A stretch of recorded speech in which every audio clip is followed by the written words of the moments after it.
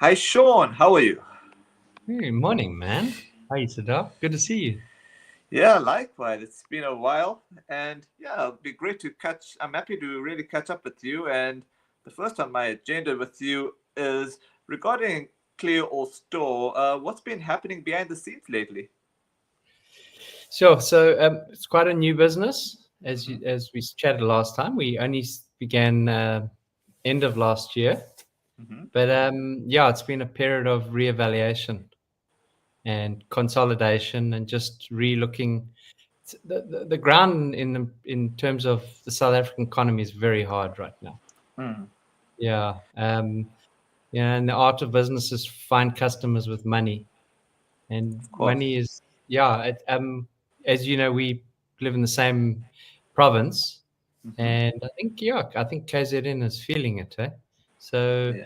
it's just about adapting and adjusting to the market. So we've been basically looking at our online sales, Mm-hmm. and we've taken on a marketing agency just as an outsourced team, Mm-hmm. and just running things through with them. So yeah, it's a time of creating new clarity, refocusing. Yeah, and we've got a couple of ideas that I could just share with you. Any developments that have sparked a new direction or shift in focus?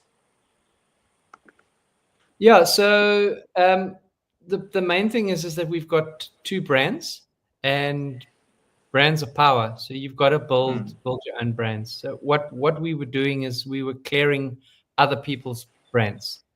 That was the original concept of Clear All Store. And we started our own brand called Clever Dick, and another one called Clear All. And it didn't have enough focus.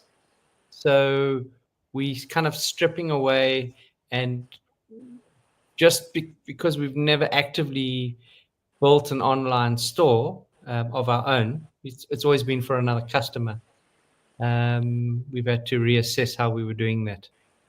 Yeah, so in terms of the focus Mm-hmm. and clarity, we've decided to strip away selling Mm-hmm. other people's products Mm-hmm. and focus on building our own and creating two separate websites. So the one would basically be Clear All, which is going to be more focused on our um, health products, okay, and the other one, which is completely not clothing, and then the Mm. other one, clothing band, which is Clever Dick, which will just become cleverdick.co.za.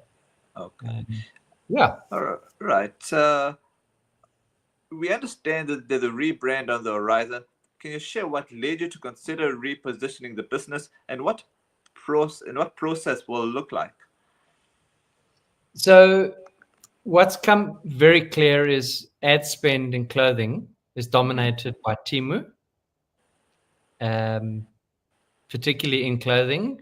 But then Mm-hmm. Sheen is it's a better quality offer online, but they just dominate the space, and you can't compete with that. Of course. So how do you be involved online and find customers with money if you like farting against thunder, for Mm. want of a better word? But Yeah. they've got so much spend. So what we've been learning with the team is that it's how you rank, and you in order to rank high, you have to have good SEOs, and you've got to have a good spend, and you just can't compete with these big Chinese companies. So you've got to create your own individual brands that have their own identity. Um, I think even big retailers like Truworths and Woolworths, they're really battling. Mm. We've got a customer that we supply in Durban, um, called Jam Clothing. I think you've heard of it before, and they've just decided not to go online.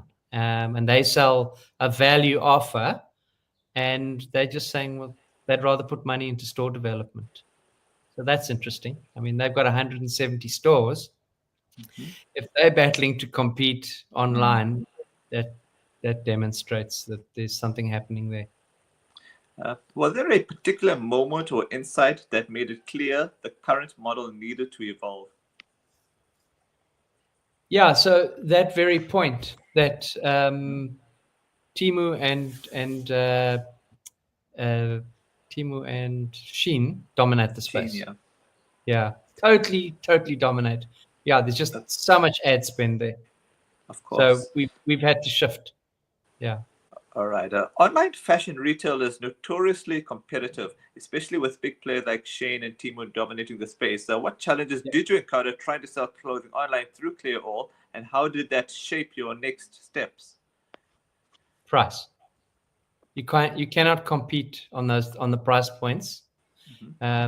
Even though our model is clearance, we often pick up um, uh, reject products, which are Mm-hmm. what we call small defects. Mm-hmm. That's essentially what models like Jam Clothing do. They buy clothing that has slight defects, and then you're able to pass on the value. Yeah, you just can't compete with the prices. They're bringing in stuff from China, delivering Mm-hmm. it direct to our same market at way better prices than we can afford. So yeah, Mm-hmm. also just how do you identify and resonate with people online um, if you can't compete fundamentally on price? Of Because course. that's why people are shopping online. Yeah. They want a deal. All right. On the flip side, Clever Dick has been gaining traction at markets and craft fairs. What do you think made Clever Dick resonate with people in person, and how do you plan to translate that success into the digital space? Yeah. So what's lovely about Clever Dick is it's got its own voice. It's Okay. funny, it's quirky, it's bold, it's thought provoking. Yeah, and he's got his own voice. Um, he's a little controversial, but he presses buttons, and I think people like having their buttons pressed. Yeah, so it's about just continuing with that voice. You know, when we put Clever Dick on our market, we just see people constantly going up to the stand because it's a subsection of our stand where we've got the clearance items at the back, and we put clear all at the front and give it the presence. And it's just lovely to see people engaging and laughing and pointing and um, identifying who the clever dick is in their family, whether it's grandpa or the youngest son. And a mom will often come and go, that's Johnny, and buy the shirt for Johnny, and then the cap for grandpa. So, yeah, I think people are just identifying the clever dick in their own space. Yeah. Do you have a strong? Oh, sorry. Yeah, carry on. Oh, no, sorry. You first. Yeah, yeah, it's just become clear that it's a very distinct brand. It's got a satirical appeal, and that's what it is. It's satire and apparel and headwear. Yeah. You have a strong background in branding yourself. Can you tell us a bit about your previous work in that space? Yeah, so I work for big brands, but retail as well as individual footwear brands. We had a chat about this in our last podcast. What's Mm-hmm. interesting is when you walk away from those brands, you realize how much power brands have. Hmm. And when you're not walking in the door with that brand name, um, yeah, brands have power. Of course. So when you're working for a brand and you're getting a spend for them, but it's already got position, a price, and a name in the market, it's a lot easier when you're starting from scratch with your own brand with limited budgets. You have to be a lot more creative and just realizing that brands have power. So that's really what's helped us realize that we have to build our own brands, not try and clear and sell other people's products. Make How sense? is you? Yeah. How is your understanding of brand identity and positioning influenced the decision to separate Clever Dick and Clear All Naturals into distinct brands? So Clear All Natural is a lovely story behind it. My wife's mom was on opioids, which is quite a powerful pharmaceutical painkiller. Okay. And we were, out of concern, really worried about the fact that her dosage was increasing. And the thing about pharmaceutical brands is it's a model that it likes to keep you Addicted. Yeah, that's a thank you. That's and it's when it's a loved one, you worry. Of course. So she started formulating the first product, which is called Clear All Deep Ease Oil, and all it is it's a capsicum product mixed with castor oil, and then we've got different flavors. And we just started giving this to her, and within 3 months, she completely come off the opioids. Wow. So, and I mean, what a gift! And it's something natural, and it just simply works. And she's just been applying 3 to 4 times a day in the areas in her body that has inflammation. She's got fibromyalgia, and it's really just given her. It's not a complete cure, but it's given her a better life. And the fact that she could come off the opioids, that's just a blessing. Yeah. So yeah, Clever Dick is bold, witty, and deeply satirical, a clear personality brand. What kind of person or mindset does it speak to, and how did that vision come about? Yeah, so what I love about talking to our consumers is it's watching people identify with who Clever Dick is in their own family. So yeah, we're talking to that market, and it's really that sarcastic grandpa who knows everything. He thinks he's clever in every aspect. He's the know-it-all in the family. Yeah. So, but comes with humor. And yeah. All right. Then there's Clear Natural, which feels like the complete opposite: calm, wellness focused, and quietly confident. What inspired you to commit to the natural health side of the business, and how are you preparing for its growth? So we're creating a range. Our number one value is that it has to be natural. No additives, nothing that preserves the product.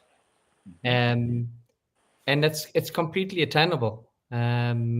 So our first product is the Clear All Deep Ease Oil, and then we've brought out a product that you put on your skin to moisturize, and then also a face mask. So we're going to be launching those. The hair growth product, you basically just it's for ladies that want their hair to grow. It's rosemary based. And again, just all natural products. It's also a brand about trust, building trust with your customer. People trust that things are natural, and yeah, that's the voice of the brand. You can trust this. It doesn't have anything hidden in the ingredients. Currently, the Clear All Natural products are produced in small batches. Is the plan to scale that as demand increases? Yeah, so it's important to keep consistency, and to perfect something, you have to start it small. The process is all done by hand at the moment. The oils have to be filtered and then decanted, and that's all just done in small batches by hand. Yeah, and then also just working on the development to see how, if sales go up, how do you scale it up? Yeah, and I think we've also just been very focused on the packaging. Packaging is wonderful, but it's also expensive. Of course. So you got to make decisions. In certain instances, do we use plastic? Do we use glass? So those sort of things come up. how are you managing production and ensuring quality at this early stage? So yeah, slowly but surely. Um, just as we just discussed, it's about keeping those quantities low, and then learning what keeps, what doesn't keep, and how you can, once the volume comes, how do you keep the quality by increasing the production. Are there any immediate goals for the coming months now that the rebrand is kicking off? Yeah, so how do we roll out and add on products? And then just on the Clever Dick side, we've got a brand plan, and we've got different stories that we want to tell. So we basically just teamed up with two ladies, and they're helping us create that voice for each different brand. And that's where we identified that they definitely had to be separated, because the one is quirky and satirical, whereas the other one is calm and trusting. So we're just at the moment just working on storylines. I'm going to be the voice online in terms of both those brands, and how do we create those offers for a Facebook market, for an Instagram market, and then the one that completely confuddles me is TikTok. So there's a lot to learn there. Of course. Yeah. What will success look like in the short term for both brands? Sales. Yeah. Find customers with money. Of course. And yeah, people will obviously, if they find value and they're attracted to the offer, then yeah, people voting with their pocket speaks louder than anything. Yeah. With all these moving parts, how's the team holding up? Yeah, so it's hard to say we've done it wrong. So, and also remain motivated. John Maxwell speaks about failing forward, and failure is good, because failure is only good if you realize that you're making mistakes. But it's about failing forward, and just continuously creating those adjustments and keeping clarity.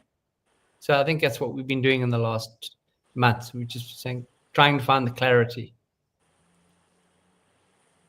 All right. Have you had to shift roles, bring in new talent, or restructure how things operate day to day? So bringing on our new marketing team is an expense, but it's a necessary expense, and it's also new, fresh minds. And yeah, it's hard to outsource, because you kind of feel like you're losing control. But I've been so surprised at how much energy and encouragement the two ladies that are helping us have brought to our team. So yeah, it's been the right step forward. Has anything surprised you recently? Maybe something that worked unexpectedly well, or feedback that changed to your approach? Yep, just say that again. Oh, all right. I said, has anything surprised you recently? Maybe something that worked unexpectedly well, or feedback that changed your approach? Yeah, so I've really been surprised by the market's response. It's been way better than we expected. Okay. Yeah, I've also been surprised by the audience's appreciation of behind the oils. The fact that the brand is natural, it's authentic.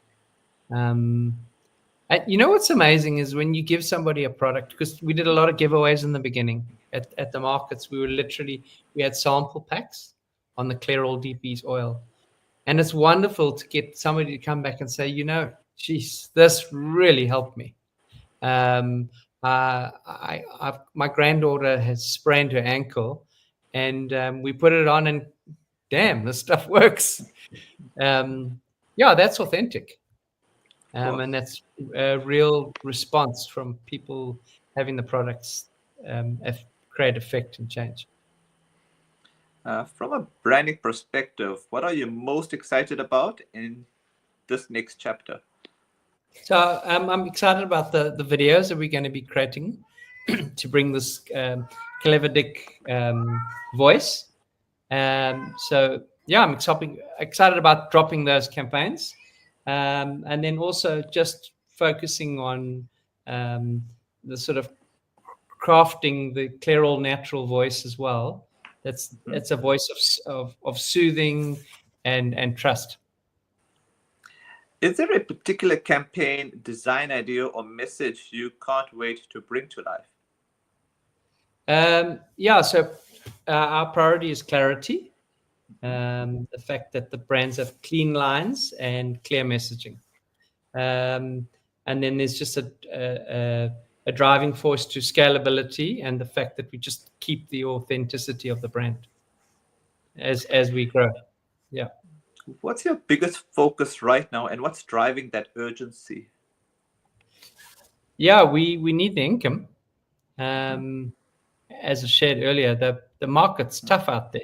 There's a lot of competition. And to keep to move away from selling clearance product, we really want to focus on these brands, but we need them to produce an income. Otherwise, you can't feed them. Whether it's product, platforms, or people, what's taking the front seat? Yeah,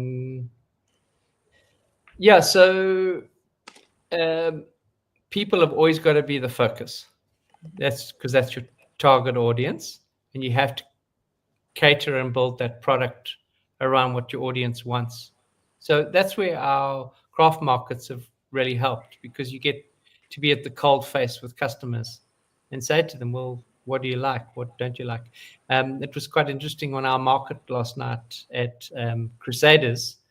I kept sharing with that audience that this stuff was castor oil based.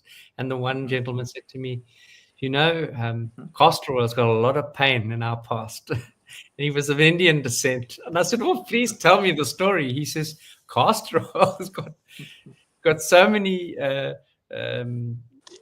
sort of negative stories. And so he says, I don't suggest you start telling us that there's castor oil. And I said, well, what what should we do? So that was interesting that that it had created a reaction. All right. Out of business, what's been keeping you inspired or grounded? Yeah, so my faith. I think that we serve a God that is there to take care of us, and I think that's what grounds me, is that there's something bigger than us. And yeah. All right. My final question to you is: any personal wins, creative outlets, or moments of calm you've found helpful lately? So I love the fact that I have mentors in my life, that you can pick up the phone when you've got hard decisions to make. There's just those still quiet voices that you can trust. In business, it's coaches, and in family, it's a mom and a dad. I'm very fortunate. I still have a mom and a dad that you pick up the phone and say, "How's it going?" and being honest and saying, "I didn't have such a good day today. So, tell me what's going on, Shaun." Well, we're struggling with this, we're struggling with that, and it's a privilege to have family. Okay, on that beautiful note, thanks so much for your time, and as usual, look forward to catching again with you in the future. Thanks, Siddharth. Have an awesome Saturday. You too. Catch you on the flip side. Yeah. Cheers.